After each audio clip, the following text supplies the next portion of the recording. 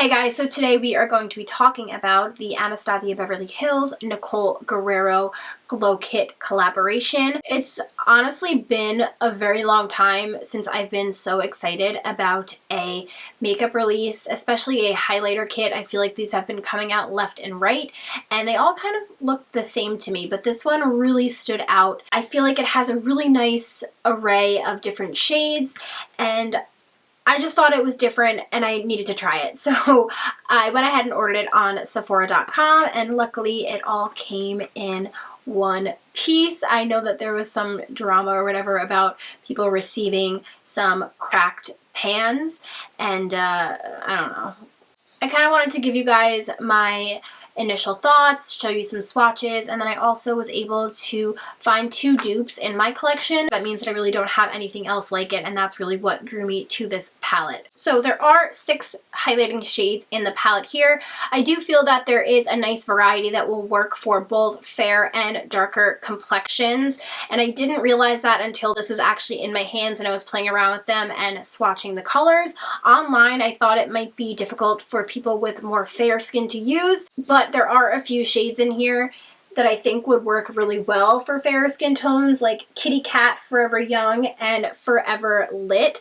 I also think that Forever Lit, even though it does have that blue iridescence, this is a nice buffer to go ahead and mix with any of the other shades to lighten it up a bit. Now, when I first opened this palette and I was looking at the shades, I was actually shocked to see how much glitter was in the pans, because all of the swatches that I had seen online showed these highly metallic, beautiful, buttery, high shine highlighters. So a brush like this really kicks up the powder in this product and kind of just has the glitter particles adhere to this, and you're getting some highlighting, but it's a lot of glitter with a brush like this. So I would recommend something that's a little bit more dense, like this tapered brush, to kind of just tap into the pan and apply it to your cheekbones or anywhere else that way. Today I am wearing a mixture of Kitty Cat and Glow Getter, and on my lids I am wearing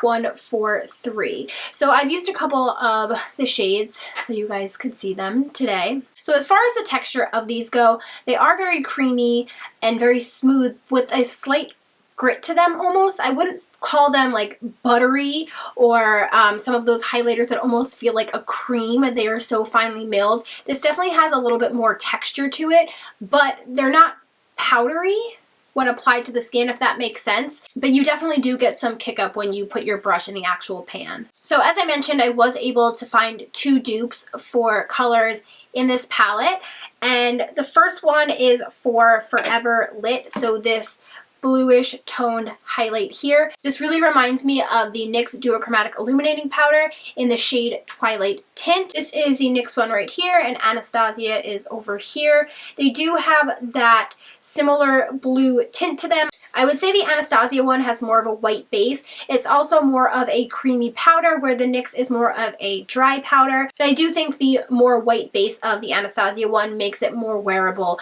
than the NYX dupe. But I thought they were very close and something worth mentioning. Also, just a little side note about Forever Lit in this palette, I do find that this is the most powdery, kind of chunky of the entire kit. So I find that it takes slightly more effort to blend this one out than the other shades. The other dupe that I found is actually closer in quality and consistency. This is Ofra's Blissful highlighter, and I find this to be very similar to 143. I have the Ofra swatched on the left and the Anastasia on the right. I find the Anastasia is slightly warmer than the Ofra, but they are super similar, and as far as quality of product goes, I find that they also are very similar. If you're not someone who's into a high shine intense highlighter, I would probably go ahead and pass on this. Even when I did try to apply a smaller amount to my cheekbones, you still have that very in your face highlight, which I love, but for someone who's looking for something more subtle, this probably is not the way you want to go.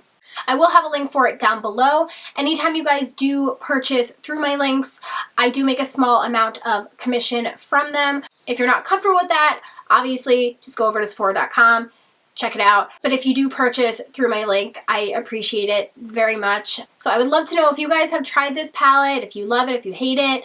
I want to know your thoughts on it. So that is going to wrap up today's video. Have a beautiful day and a beautiful rest of your week, and I will see you guys next time.